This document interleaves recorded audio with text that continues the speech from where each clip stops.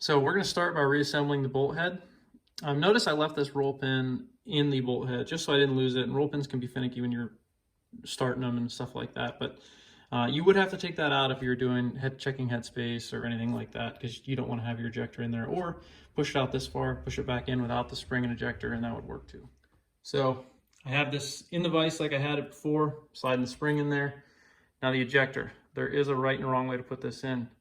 The long way should be facing out. One of the quick ways you can tell that is look on the front and you'll see little brass markings on there. So you know that obviously is the way that it goes out. So it has to kind of be oriented the right way too. If you put it in the wrong way, you can get it jammed up. Another reason why I like using that 2-ounce hammer, as I'm pushing that in, if it's not perfectly lined up, I'm gonna feel that translate through the hammer and through the handle of that hammer. So just keep that in mind. If you have the pin out, you can look down and kind of see. This is another tool. Let's see, actually that's not quite the right size, but one of the ways you can make sure that's aligned too is putting your roll pin punch in from the other side. Now I'm gonna put this tool on here, and this is again where I said this is worth its weight in gold. Start sliding that in. And there, it's holding it for you.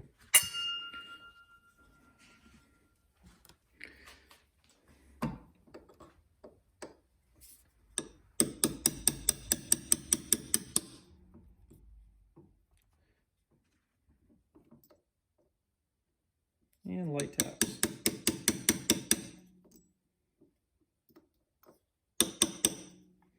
So flush on this side. Going to slowly do this out just for some reason in case something went wrong, but the ejector stayed in there. Now we're back putting the extractor in. Got your little spring. It's a shorter one of the two. Got your ball bearing, which should be fun because you can launch this across the room. You got your extractor. What I'm going to do is use a punch to hold that down, and I like to find one that's pretty close to the space of that hole. And on the bottom of the extractor you can kind of see there is a little, that's where that detent goes. So I'm going to kind of get it started or have it ready. Push down.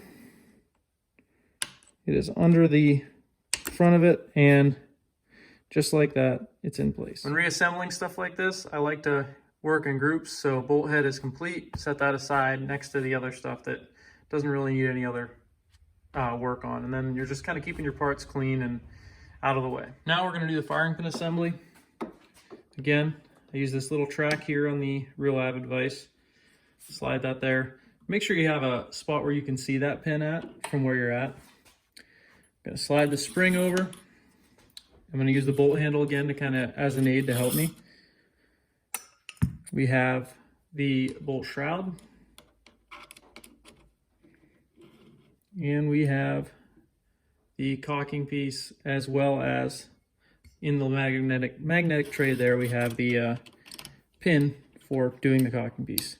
So one thing I'll say, working with a little pin like that is super difficult in something, or when you're doing this like I am.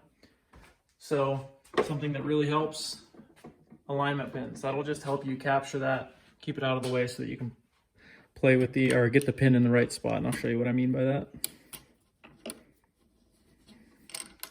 So remember, if you're going to use your bolt handle, you need to be kind of applying pressure in that direction so that you're kind of in that recess where you can capture that. So I'm pulling that back. I've exposed that little hole, lined it up.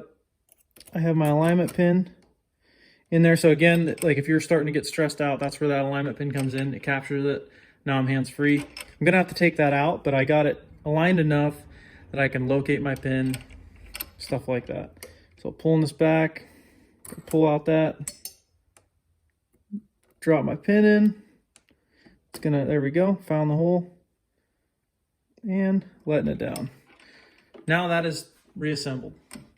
Super simple. At this point, we are aware of what I would consider what you would do like a normal field stripping after hunting season or after a match or whatever. So got your bolt body, bolt handle, your I guess, oh, I forget what I decided to call that, your bolt head pin, and your firing pin assembly.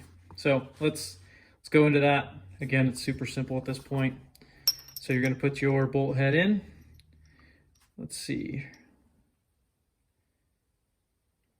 So I believe it is omnidirectional. Let me see if you can even put it in the wrong way. Okay, so SIG made it so you can't put it in the wrong way. So if you can't get it lined up with that hole, it's because you have it 180 degrees flips and it'll key in there.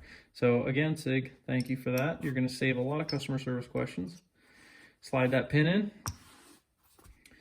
Now we are going to put the bolt handle in. So the bolt handle is interesting in that you can put it in backwards and it'll work backwards. If you put it in this way, that's backwards. It'll look really odd on your gun. You'll have it together and you'll be like, something's just off. I've done it like 3 times. So just make sure you kind of have it, picture it on the gun. It is like a non-traditional shape, so it is weird, but you kind of want it swinging down like that. Now we're going to insert the firing pin, assembly.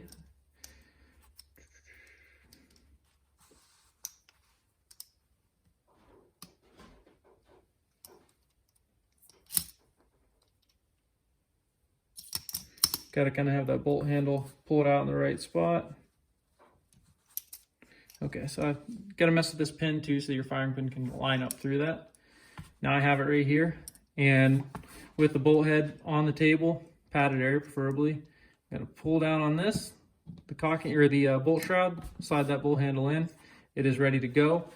Can't go in the gun yet, just got to cock it, which is simple, turning that cocking piece or the bolt assembly there. Bolt shroud assembly there up this cocking cam. So bolt is fully assembled. Real quick little lesson on this.